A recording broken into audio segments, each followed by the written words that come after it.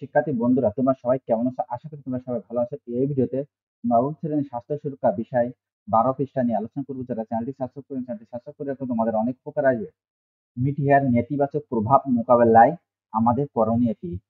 দেখো, আমি এখন এর উত্তরে চলে আসছি। মিডিয়ার নেতিবাচক প্রভাব সামাজিক ও রাজনৈতিক পরিবেশ গুরুত্বপূর্ণ ভূমিকা পালন করে। মিডিয়ার মাধ্যমে সমাজের মতামত, ধারণা, সংগঠনের কথা প্রতিবেদন করা হয়, যা সমাজে গতিশীলতা, সমালোচনার প্রতি সামর্থ্য এবং রাজনৈতিক নির্ণয়ে প্রভাব প্রকাশ পায়। মিডিয়ার নেতিবাচক প্রভাব মোকাবেলায় আমাদের কিছু করণীয়: ১.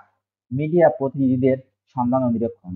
মিডিয়ার কর্মীদের কার্যকলাপ এবং প্রতিবেদনের মাধ্যমে সমাজে নেতিবাচক প্রভাবের বিরুদ্ধে নিপীড়ন, ত্রুটি অথবা পক্ষপাতের চিহ্ন শনাক্ত করা উচিত। ২. সাধারণ মানুষের সাথে অবস্থান করা। সর্বত্র প্রায় অবস্থান করা মিডিয়া প্রতিনিধিরা বিভিন্ন সামাজিক ও রাজনৈতিক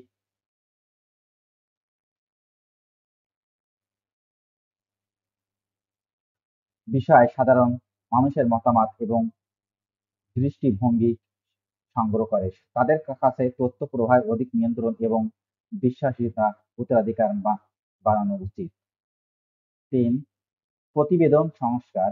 মিডিয়া প্রতিবেদন অনুসারে অবস্থান করা বিষয়গুলির সত্যতা নিষ্পত্তি যাচাই করা উচিত। সঠিক ও নির্ভীক তথ্য সহায়তা সমাজ নিষ্ক্রিয় হতে পারে অথবা গড়ে উঠতে পারে। ৪. মিডিয়া শিক্ষা। মিডিয়ার নেতিবাচক প্রভাব বৃদ্ধির জন্য মিডিয়া শিক্ষা প্রদান করা উচিত।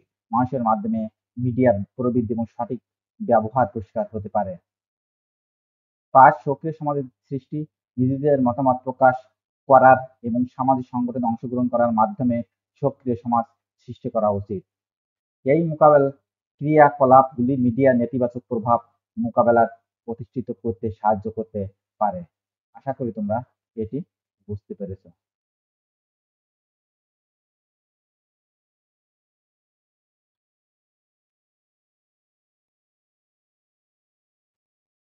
তাহলে আজ এই পর্যন্ত। Thank you everyone.